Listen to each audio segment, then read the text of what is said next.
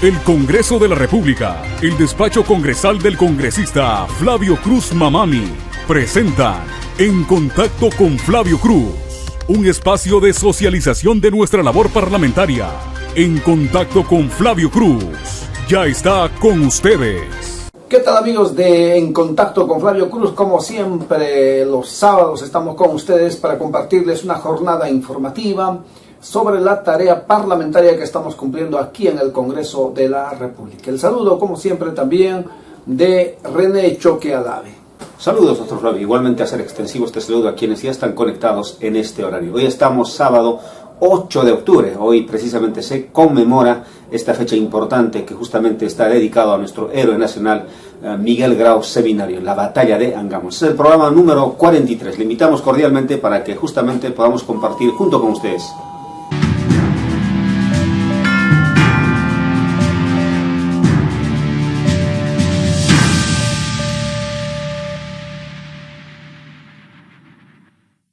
Bien, amigos, ahora vamos a ingresar a nuestro segmento dedicado a compartirles los acuerdos del Pleno del Congreso que se desarrollan en el hemiciclo principal del Congreso de la República. A ver, temas tratados cuando las comisiones sustentan a través de sus presidentes los dictámenes que ya han sido aprobados en sus comisiones, ya sea por unanimidad o ya sea por mayoría. Cuando se aprueban por unanimidad, normalmente en el Pleno ya no hay debate.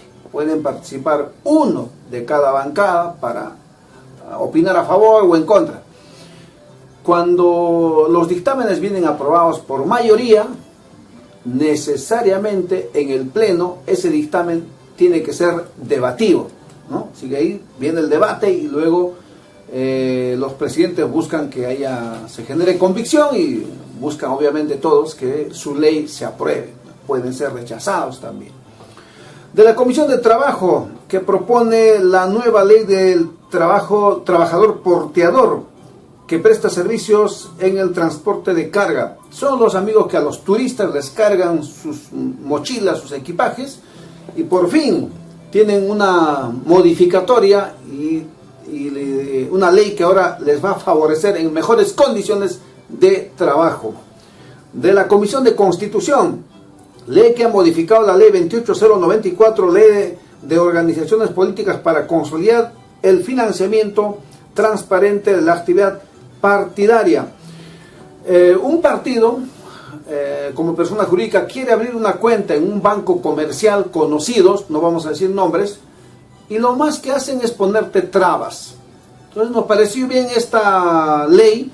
¿Por qué? Ahora el Banco de la Nación con esta ley estará obligado a abrirle una cuenta a un partido político. Mucho mejor el banco estatal, en todo caso, que dé facilidades a los partidos políticos por darle más transparencia. Eso está bien. De la Comisión de Mujer, propone acceso a la vivienda y refugios temporales para las víctimas de violencia contra las mujeres e integrantes del grupo familiar. ¿Qué pasa cuando una mujer es víctima de una violencia y no puede entrar a la casa porque ahí está el victimario? Entonces tiene que buscarse un espacio. Entonces, con esta ley, las municipalidades, gobiernos regionales podrán implementar refugios para mujeres. De la Comisión de Presupuesto, que propone modificar el artículo 67.7 de la Ley de Presupuesto 31365. El tema es que la autoridad de la reconstrucción del cambio tiene un presupuesto que no puede ejecutar, por lo tanto que lo hagan los gobiernos regionales y locales. Está bien, porque cerca a fin de año hay que modificar la ley de presupuesto para que esa plata se gaste. Otra de presupuesto, las plazas eventuales a plazas orgánicas en las instancias de gestión descentralizada del sector de la educación se aprobaron. Más de 41.000 plazas en nuestro segmento de educación, también lo vamos a tocar. Igualmente se han aprobado plazas administrativas en educación, tanto de docentes, para directores, auxiliares, para nombramiento, y también plazas de administrativos. Después de mucho tiempo se aprueban plazas para personal de limpieza, por ejemplo. No aprobaron el viaje del presidente de la República a Europa, a Italia. Tenía una reunión inclusive con el Papa, pero bueno, hemos votado a favor nosotros, que conste, pero imagínense, 55 a 54, por un voto no fue aprobado el viaje del presidente. Pero falta de estrategia. Parece que hay mucha gente de verdad oportunista, está con él, por ejemplo, sus congresistas ministros. El señor Sánchez no fue a votar, la señora Betsy Chávez no fueron a votar, algunos de sus incondicionales no fueron a votar. O sea, en esos casos pues tienen que sumar, o sea, ¿por qué subestiman al Congreso? Ya una vez no le autorizaron, y esta es la segunda, fue a reconsideración, igual tampoco le autorizaron. No estamos de acuerdo nosotros, porque sea quien sea, es la investidura, la figura del presidente en estos eventos. Tenemos que ser amigos del mundo, hoy más que nunca, que estamos globalizados. Pero estas bancadas de la derecha, sobre todo, que manifiestan que como tiene tanta investigación fiscal, no sería un buen representante y no debería salir, cosas así que no tienen mucha razón. Y ya, ¿para qué comentar el tema de la elección del defensor del pueblo? De los 3 candidatos, ninguno. Creo que nadie pasó los 40 votos. La verdad que no tenían una percepción favorable, a pesar de que el concurso ha tenido buen tiempo. Así que en 10 días la comisión tendrá que proponer a otros 3 de los que siguen en fila. Pero si estos se supone que son los mejores y no han sido aprobados, dudo que los otros siguientes sean también aprobados. Va a tomar mucho tiempo la elección del defensor del pueblo. De economía, fortalecimiento de las cajas municipales de ahorro y crédito para promover la competencia en beneficio de las comunidades. Me pasó a mí, le pasó a muchos de ustedes, que tú quieres sacar una tarjeta de crédito en un banco y te revisan tu historial y te dicen dónde trabajas o nunca fuiste cliente, que es mi caso, ¿no? Y entonces no te aceptan, porque, no sé, hay que tener un historial, tienen sus condiciones y sus requisitos. Pues bien, con esta ley ahora yo podría irme a una caja municipal, ¿no? Le voy a hacer el Cherry, por ejemplo, no sé si lo implementará la caja Los Andes, puede ser que tenemos en Puno, y que pueda darme una tarjeta de crédito.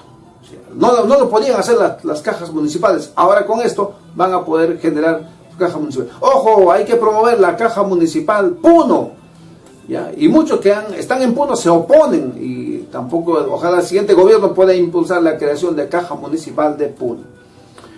Otro, de ciencia y agraria. Se ha modificado la ley 31.460 que creaba las cadenas productivas del café y del cacao para incorporar a Cusco. Piura quería entrar también, pero fue una negligencia de ellos. Nuestro compañero Guido Bellido incluso dijo que hay una irresponsabilidad. Bueno, Cusco tiene 5 congresistas. Cuando se aprobó esta ley, nosotros fuimos presidentes de la Comisión de Ciencia. La pregunta es, ¿dónde estuvieron los 5 congresistas de Cusco? Nadie dijo, esta boca es mía. Y ahora se rasgan las vestiduras y dicen que, bueno, no nos consideraron. Habrán ganado algunos premios, lo cual se felicita, se reconoce, pero, o sea, no tiene el mismo volumen de producción que tiene, por ejemplo, Amazonas, Cajamarca, otras, que es muy distinto, ¿ya? Pero esto ya salió, se aprobó. Bien por Cusco. Salud, propone declarar de interés nacional y necesidad pública la construcción e implementación del Instituto Regional de Enfermedades Neoplásicas en el departamento de Ica. Bien, del cáncer. De defensa del consumidor, modificar la ley 29.571, Código de Protección y Defensa del Consumidor, garantizando la atención personal del proveedor al ofrecer el sistema de atención automatizada. Eso está muy bien. De ciencia, declara de interés nacional y necesidad pública la creación y construcción e implementación del Parque Científico Tecnológico de la Selva Central. Bien, unidos, ¿eh? Todos los congresistas, en este caso, todos los congresistas de Junín, unidos, proponiendo la creación del Parque Científico Tecnológico. Muy bueno. Segunda votación de la derogatoria del Decreto Supremo 009-2022. Bueno, ahí está mi alocución, para que lo puedan revisar, ver. Finalmente pudo la fuerza de la unidad magisterial. Nunca antes el magisterio habría tenido tantos voceros en el Congreso. Se logró, a punto de generar protesta, ¿no?, en nuestras trincheras, nuestros curules, que efectivamente la gente tiene conciencia, ¿no? Haciendo un balance, los congresistas al final terminaron votando en contra. Así que sigue vigente el decreto supremo 009, sigue la democratización de la derrama magisterial. Vamos rumbo a un profesor, un voto, y basta de élites que han manejado muy mal la derrama magisterial. No es mala la derrama, tiene buenos objetivos, depende quién lo maneja o cómo lo manejan. Ahí está el problema. En tantos años, desde 1888, su estatuto obviamente necesita modernizarse, necesita modificarse. Y eso no está mal, cualquier profesor diría eso. Así que hay que seguir fortaleciendo la derrama magisterial. A ver, bueno, también en cultura se ha declarado de interés nacional el paisaje arqueológico Gros Munzo de Arequipa. El tema de colaboración eficaz no prosperó, no prosperó, sigue tal como están las cosas. Muchos dicen que está bien, otros que no, pero por un caso nomás les voy a poner.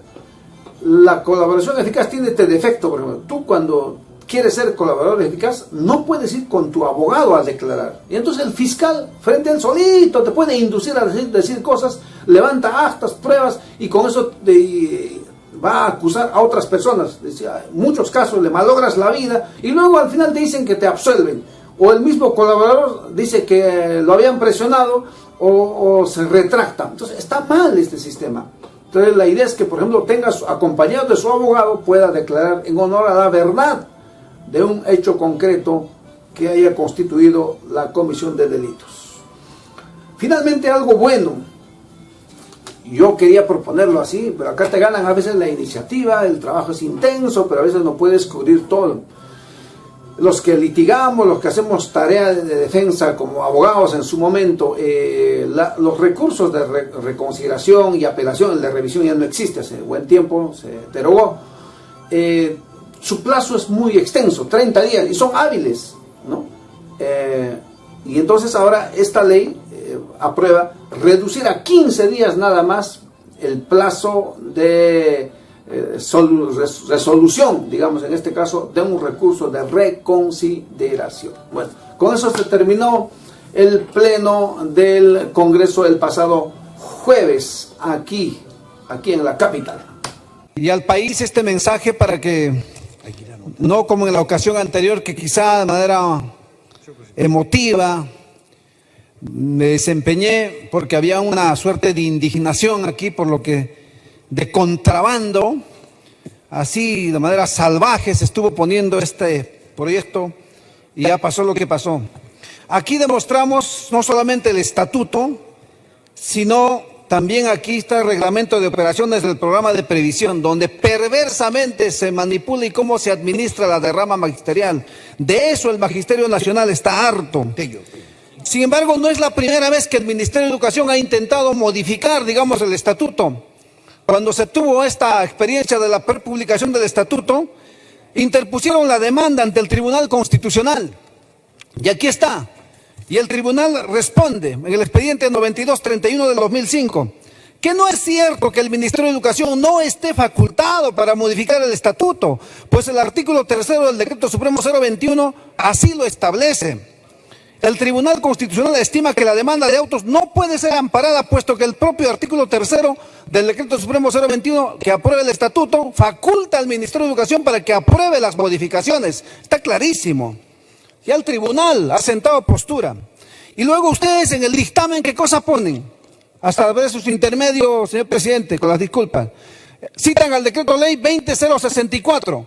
Pero sesgadamente, no desarrollan todo, porque aquí está la ley, antiguito la ley, 20.064, artículo 3, pero se olvidan de citar el inciso D que dice que el Ministerio de Educación tiene las siguientes facultades: convocar a Asamblea General si los órganos de gobierno competentes para ello no lo hicieran. ¿Cuándo la derrama ha convocado? ¿Cuándo? ¿Alguien ha visto, ha escuchado, ha visto? Jamás. Y eso sin contar lo que la... Bien, a continuación vamos a ir con el segmento Educación en Acción con ustedes.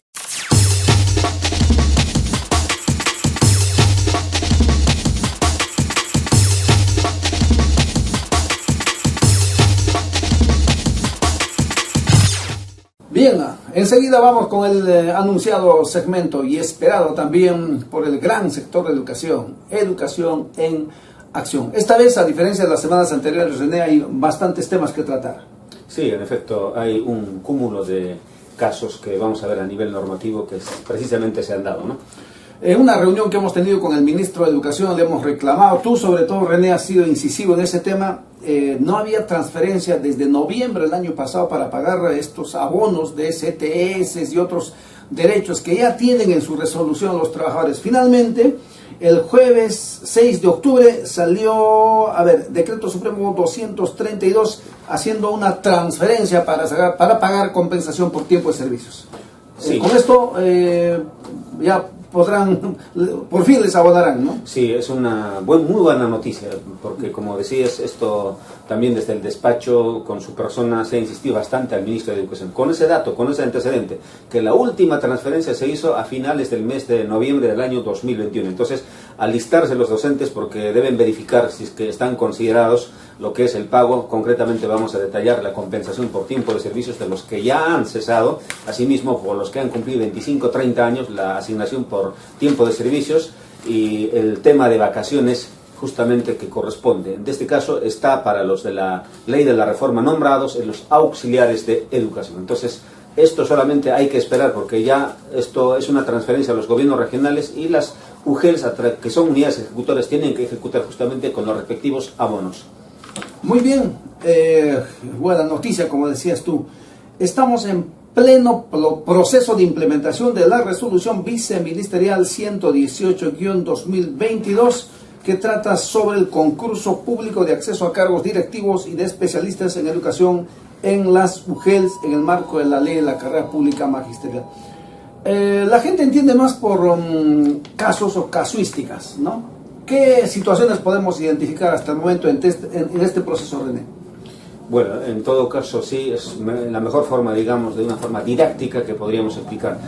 Tal vez haciendo un comparativo, ¿no? ¿Qué decía la norma anterior, ¿no?, con relación a esta? Por ejemplo, ¿no?, en la parte de la calificación de la evaluación, era casi todo objetivo que tú podías contrastar, podías verificar. Aquí esta norma incluye justamente lo que es la entrevista personal, y la entrevista personal pues tiene un puntaje que no es poco, ¿no?, es una cantidad significativa, y conociendo el sector, conociendo también esa problemática de otros sectores, probablemente esto va a generar muchos problemas. Ese es el tema. O sea, vamos a decir que, no quiero ser tan drástico, pero como que malogramos todo incorporando la entrevista personal. Es demasiado subjetivo, se presta a una serie de intereses, ¿no? Y el otro tema también que preocupa es esto, justamente este tema de incluir la entrevista personal genera que estos nuevos directores, ¿cuándo van a asumir? Van a asumir en el año 2024. Tener un proceso para acceso a estos cargos prácticamente es más de un año, ¿no? Y lo que genera es, con razón, ¿no?, las instituciones educativas, ¿en qué condición van a quedar en el cargo de director? En la condición de encargados. Esa es una buena observación. O sea, ¿a quién se le metió en la cabeza en el ministerio que hacen procesos largos? Mira, un año para nombrar un director. No me parece. La verdad que creo que estamos mal ahí. Vamos a conversar con el ministro. Tenemos también la implementación de la resolución viceministerial 122 acerca de la evaluación de desempeño en cargos directivos de las instituciones educativas públicas de educación básica y educación técnico-productiva en el marco de la misma ley de reforma magisterial. Aquí, ¿cómo vamos? Por fin, esto estábamos reclamando, ¿te acuerdas? En reuniones con el ministro, aquí mismo lo decíamos, finalmente se está dando, pero bueno, el programa queda corto, pero ¿alguna característica que podríamos mencionar? Sí, el espacio es muy corto, ¿no? Lo que podríamos indicar es esto, siempre comparando con la norma anterior. La razón de ser de una escuela, de un colegio, de todas las instancias del sistema educativo, ¿cuál es? Los estudiantes, sus aprendizajes. Estas evaluaciones no toman en cuenta los aprendizajes, los logros, los niveles de aprendizaje. Eso debería ser, digamos, un punto a favor, porque hay instituciones educativas que realmente han mostrado una mejora, pero hay otros que no. Entonces, ese componente, por ejemplo, no lo tiene. ¿Qué se califica? Algunos documentos de planificación. Sí. Tú lo planificas, pero no lo ejecutas, no tiene sentido, ¿no? Eso no está bien, pues. Hace tiempo, la verdad, que no podemos evaluar por aprendizaje. Bien complicado, ¿no? Como según lo que vayan aprendiendo los estudiantes, demostramos si somos buenos, regulares o malos. Bien complicado, pero así está. Aquí hay otra norma, René, que sí está trayendo mucho que hablar. La resolución viceministerial 121, que también está en pleno proceso, es la norma técnica sobre la encargatura de profesores en áreas de desempeño laboral en la ley 29944 de la ley de reforma magisterial. Aquí también está la más conocida como las encargaturas, ¿no? Las encargaturas. Sí, igual, si hacemos un comparativo, o porque algo de nuevo tiene esto. En realidad, aquí lo que se ha obviado son, por ejemplo, el tema referido a la valoración de las escalas, ¿no? No toma en cuenta eso fundamentalmente, ¿no? Y también es observable el tema de los procedimientos administrativos disciplinarios. Bueno, se instaura un procedimiento administrativo disciplinario, no siempre, muchas veces con razón justificado, pero ahora es un impedimento. Que sea impedimento una sanción, creo que no hay duda, claro. No hay duda, ¿no? Pero una apertura que sea un impedimento para postular, creo que no me parece, ¿no es cierto? Esa es, digamos, una cuestión que es discutible. Acá lo que se vive, pues, con lo del tema del presidente, los ministros, porque te sale una denuncia en un periódico y dice que ya estás impedido. O sea, automáticamente ya suena sentencia. O sea, ese perverso criterio no podemos aplicar en estos casos. Es una comparación muy oportuna en el contexto, ¿no? Efectivamente, ¿no? Se aperturan las investigaciones a nivel del Ministerio Público a través de estas denuncias penales y ya lo han sentenciado. Acá más o menos haciendo un símil sería igual, ¿no? Claro. Estás con una denuncia administrativa, entonces estás impedido. Pero ¿qué va a ocurrir cuando este proceso se sustancie, cuando culmine y lo absuelven? Te perjudicaron, que no vas a poder participar. Ya te desprestigiaron y eso en realidad ya es sentencia, ¿no? Una sentencia social que duele más que una sentencia firme, que al final de eso más bien nadie se entera. Mucha gente tiene sentencia y nadie sabe, ¿no? Pero el dicho popular en el contexto magisterial dice, ese señor tiene proceso. Ya, está bien dicho, tiene proceso, todo el mundo puede tener proceso. Lo malo sería que tú tengas sanción firme, pero por el simple hecho de que tienes proceso, ya estás sancionado, cosa que es un error, y todos los objetivos, colegas, amigos, deberíamos saber que eso, cuando nos manifestamos de esa manera, estamos en un gravísimo error. Correcto, es una vulneración concreta en términos constitucionales a la presunción de inocencia, ¿no? Claro, que está garantizado por la Constitución. Otra norma técnica que está también en curso, la resolución viceministerial 123 sobre la evaluación formativa de los aprendizajes de educación, aprendizajes de estudiantes de formación inicial docentes de las escuelas de educación superior pedagógica. Incluso tenemos un proyecto de ley acerca de la declaratoria en emergencia de la formación inicial, porque nos fijamos en las consecuencias: malos docentes, malos directores, no enseñan bien, para la pandemia nadie estuvo preparado, nadie maneja tecnología, una serie de cosas. Pero ahí estará el problema, o el problema estará en la causa, ¿no? ¿Y la causa cuál es? Desde el momento de cómo admites a los futuros docentes, los procesos de admisión, los exámenes de admisión, y luego el plan de estudios, ¿no? Y luego la formación, desde cuando eres cachimbo y cómo te vas formando, ¿no?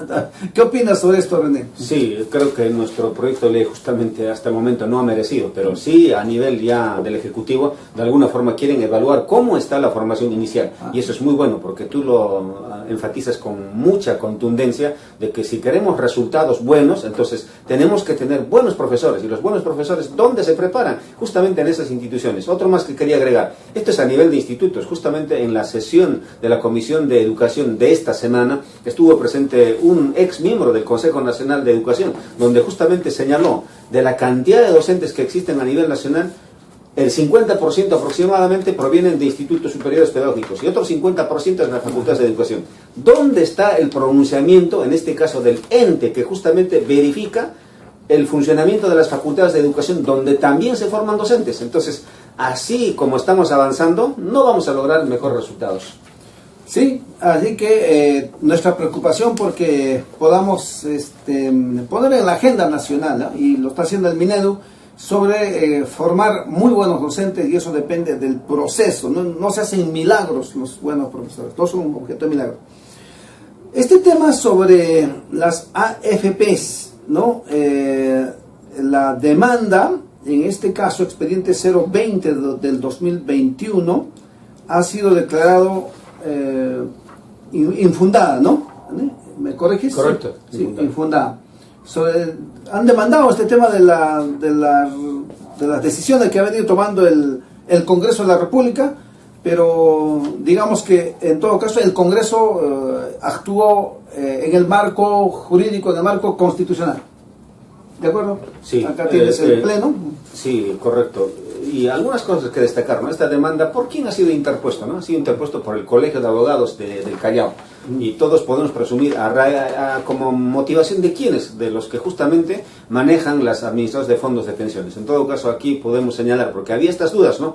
¿Qué sucede cuando el Tribunal Constitucional hubiera declarado fundada, digamos, esta demanda? Muchos se preguntaban, ¿no? ¿Y lo que me han dado el dinero, tengo que devolver? ¿O todavía aún estamos en un proceso donde todavía está vigente esa ley que justamente permite la devolución de los aportes? Entonces, ¿qué ocurriría si hubiera sido en sentido contrario? Efectivamente, podemos plantearnos muchas preguntas, pero lo cierto, lo concreto es que el TC señala que esta devolución a través de esta ley que se ha dado justamente es excepcional y está ajustado a derecho. Eso es lo que ha sostenido. Y además son recursos de los aportantes, no son recursos del Estado, son de los aportantes.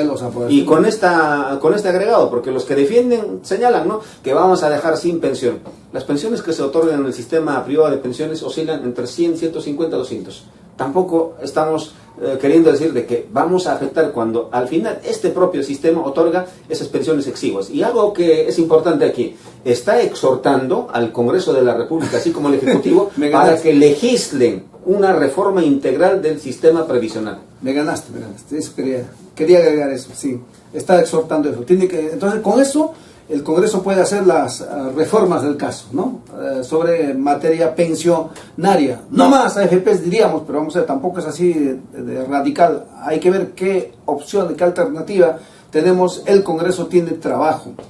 Sobre preparación de clases, aquí hay un caso, René, un profesor tenía su resolución que le reconocía 39.952 soles, demanda a su UGEL el cumplimiento vía acción de cumplimiento.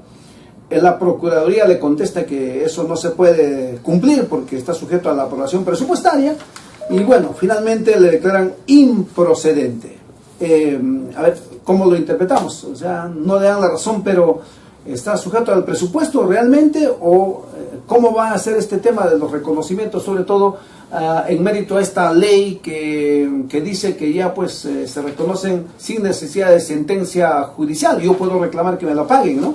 ¿Cómo lo interpretas? Sí, correcto. A simple vista, al parecer, le estarían negándole. No es tan cierto. ¿Cuál es la razón fundamental por la que declara improcedente?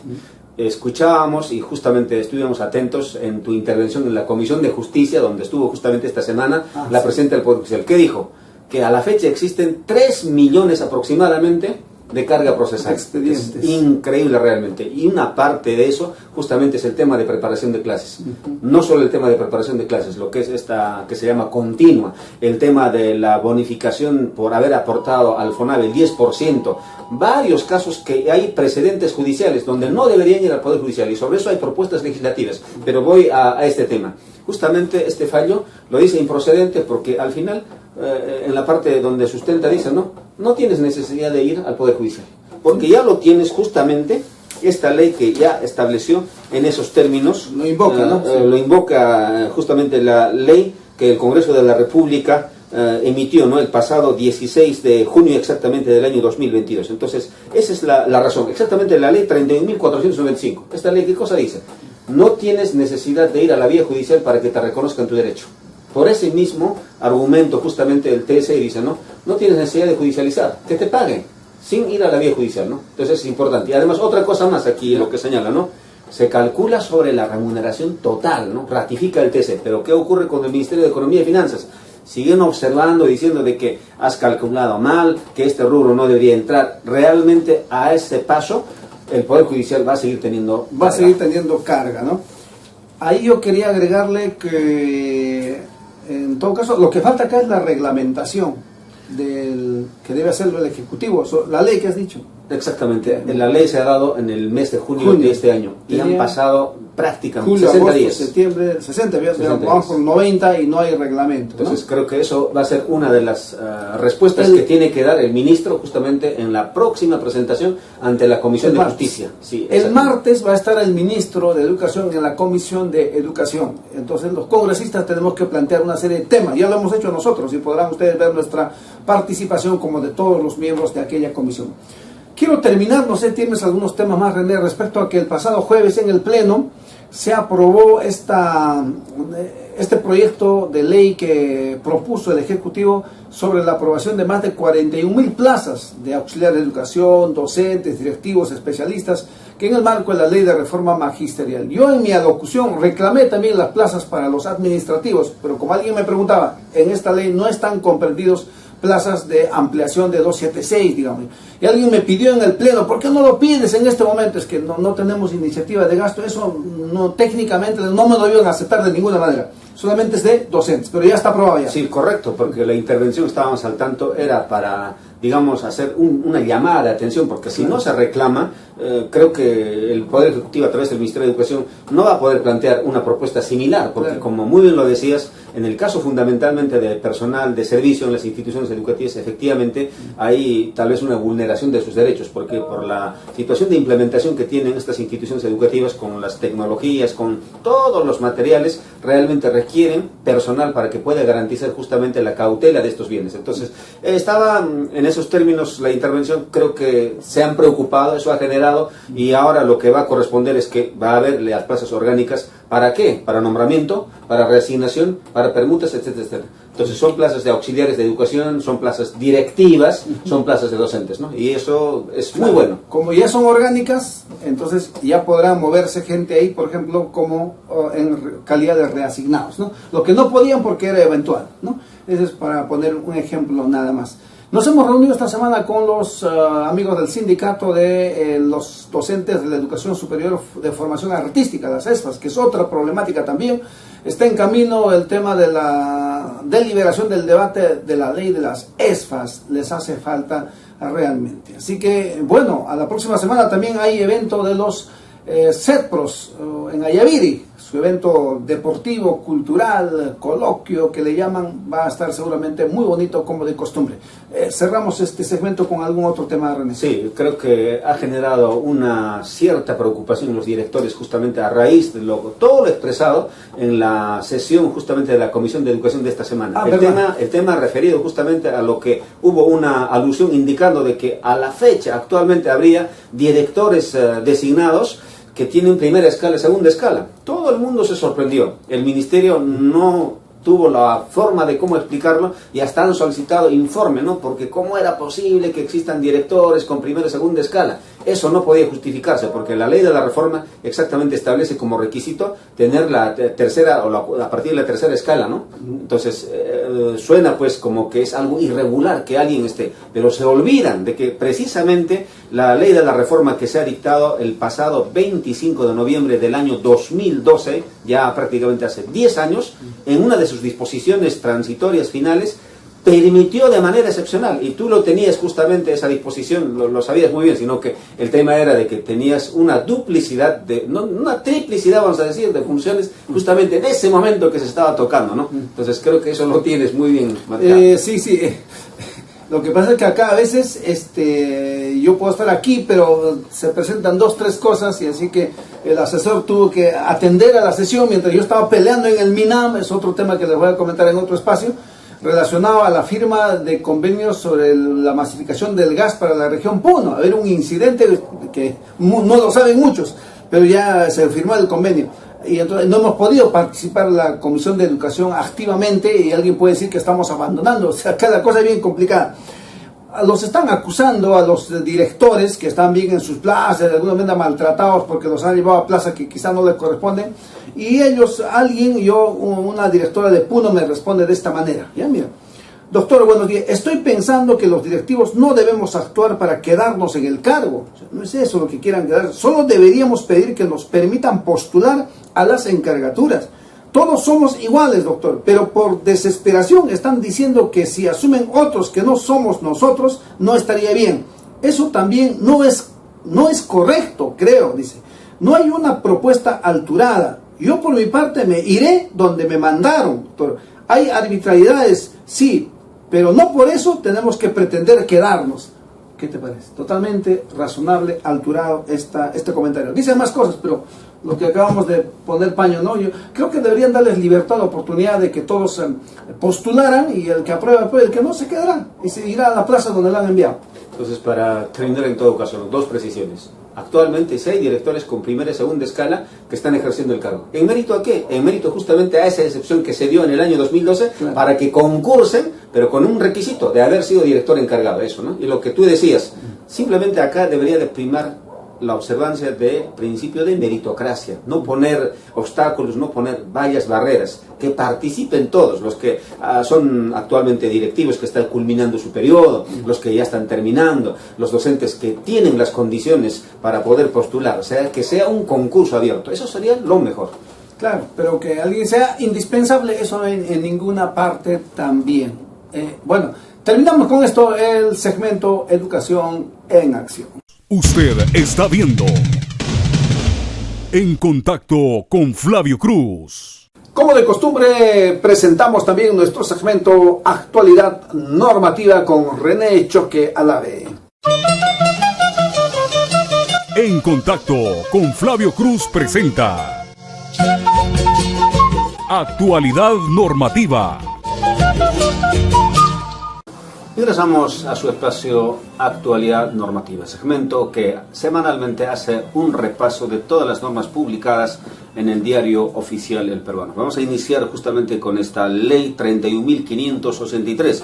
Es la ley que modifica diversos artículos del nuevo Código Procesal Constitucional, ley 31.307, con la finalidad de asegurar el correcto ejercicio de los procesos constitucionales. Bueno, es oportuno dar cuenta justamente en lo que concierne a la modificación del artículo 42. Ahora las acciones, por ejemplo, de amparo, por decir, ya no van a ser interpuestos, mejor dicho, ante un juez de primera instancia, sino ante la sala respectiva, y los recursos de agravio justamente van a ser resueltos en la Sala Constitucional y Social de la Corte Suprema de la República. ¿En qué casos? Por ejemplo, cuando una resolución judicial cuando se trata de una resolución judicial o laudo arbitral, cuando se trata de un procedimiento de selección de obra pública o ejecución de esta, ¿no? O una decisión de los órganos del Congreso dentro de un procedimiento parlamentario. Eso es lo que justamente, entre otros, contiene esta ley 31.583, como indicábamos, modifica el Código Procesal Constitucional. Igualmente vamos a dar cuenta del Decreto Supremo 233/2022 de Economía y Finanzas. Se está modificando el reglamento de la ley del impuesto de la renta. A través de esta norma, por ejemplo, se modifica incluyendo el artículo 60-A, y tiene varias disposiciones complementarias finales, y su vigencia justamente está previsto para el 1 de enero del año 2023. A continuación, damos cuenta de los alcances del Decreto Supremo 017/2022 del Ministerio de Transportes y Comunicaciones. Es el Decreto Supremo que modifica el Reglamento Nacional de Responsabilidad Civil y Seguros Obligatorios por Accidentes de Tránsito, aprobado por Decreto Supremo 049/2000 MTC, y el Reglamento del Fondo de Compensación de Seguro Obligatorio de Accidentes de Tránsito, aprobado por Decreto Supremo 024/2004. Bueno, ¿quién en algún momento no ha tenido un percance, un accidente, ¿no? Y muchas veces justamente los daños que se ocasionan están coberturados por esos seguros. Al menos en las instancias regionales, estos estaban a cargo de unos fondos que administraban a nivel regional, pero estos en muchos casos han quedado desactivadas por un mal manejo. Entonces se está modificándose precisamente esa materia referido a lo que es el tema justamente de los seguros cuando se origina por accidentes de tránsito. Enseguida vamos a detallar algunos alcances del Decreto Supremo 012/2022 Viviendas, el Decreto Supremo que justamente aprueba el Reglamento de Acondicionamiento Territorial y Planificación Urbana del Desarrollo Urbano Sostenible. Es una norma justamente reglamentaria que tiene varias disposiciones distribuidos, ordenados a través de títulos y los artículos correspondientes que justamente es de interés de todos. Reiteramos, Decreto Supremo 012-2022, vivienda. A continuación, la Resolución Ministerial 279-2022, vivienda, justamente aprueba la tercera convocatoria del año 2022 para el otorgamiento del bono de arrendamiento de vivienda para emergencias, en atención a la emergencia declarada por el Decreto Supremo 028-2022 y sus prórrogas. Entonces, mucha atención, hay una convocatoria para que justamente puedan presentarse las personas que reúnen las condiciones para esta tercera convocatoria en este año 2022 para el otorgamiento del bono de arrendamiento de vivienda. Reiteramos, la norma es la Resolución Ministerial número 279-2022 de vivienda. Igualmente, aquí vamos a dar cuenta de lo que se ha publicado el pasado miércoles 5 de octubre, el Decreto Supremo 006-2022, es el Decreto Supremo que aprueba el reglamento del concurso público de méritos para el ingreso a la función notarial. Entonces, atención a quienes estén interesados, dar lectura justamente de este Decreto Supremo que está aprobando, reiteramos, el reglamento para el concurso público para el ingreso a la función notarial. Y para ya culminar en la parte final, damos cuenta de este Decreto Supremo 232-2022 de Economía y Finanzas. Autorizan transferencias de partidas a favor de diversos gobiernos regionales en el presupuesto del sector público para el año 2022. Estrictamente, ¿para qué se hace estas transferencias a los pliegos de los gobiernos regionales? Es para justamente hacer efectivo el pago de la asignación por tiempo de servicios, conocido como ATS, subsidio por ruto y sepelio, SLS, la compensación por tiempo de servicios, CTS, a favor de los profesores y auxiliares de educación nombrados en la ley 29.944 y la ley 30.493 respectivamente. En todo caso, para mayor detalle justamente de los beneficiarios, se puede ingresar al portal del Ministerio de Economía y Finanzas, donde justamente está el padrón de los beneficiarios. Y solamente hacer una precisión, esto se está dándose después de varios meses y se entiende de que están casi de todos los que han tenido alguna contingencia respecto a estos beneficios del año 2021 hasta la actualidad. No entendemos, tal vez el corte es hasta el mes de julio o agosto, pero lo cierto es que esto se ha publicado el pasado jueves 6 de octubre del año 2022. Y finalmente, para ya finalizar, tenemos la Resolución Ministerial 417-2022 minero. Están modificando justamente las disposiciones referido al modelo de servicio educativo secundaria tutorial que ha sido creado mediante la Resolución Ministerial 516-2021 del Ministerio de Educación. Bien, eso ha sido todo por el día de hoy. Nosotros volvemos en nuestra próxima edición. Bien, antes de despedirnos, queremos destacar la presencia de la Presidenta del Poder Judicial en la Comisión de Justicia el pasado miércoles y un anuncio, ¿no? Y ya está publicado también. Ya tiene que volverse a la presencialidad de las atenciones en el Poder Judicial. Ya la virtualidad termina. Ya ha dicho la Presidenta, el juez puede atender virtualmente, pero él tiene que estar en su juzgado. Ya digamos, el declarante, las partes podrían estar en forma virtual, pero él tiene que estar en su despacho. Así que eso está bien, ¿no? Saludamos que eso sea así. Ha sido grato esta semana también ver que el Ministerio de Educación ha activado ya sus eventos presenciales. Los han tenido en la Universidad La Molina, todos los especialistas de gestión pedagógica, haciendo talleres, trabajando en persona.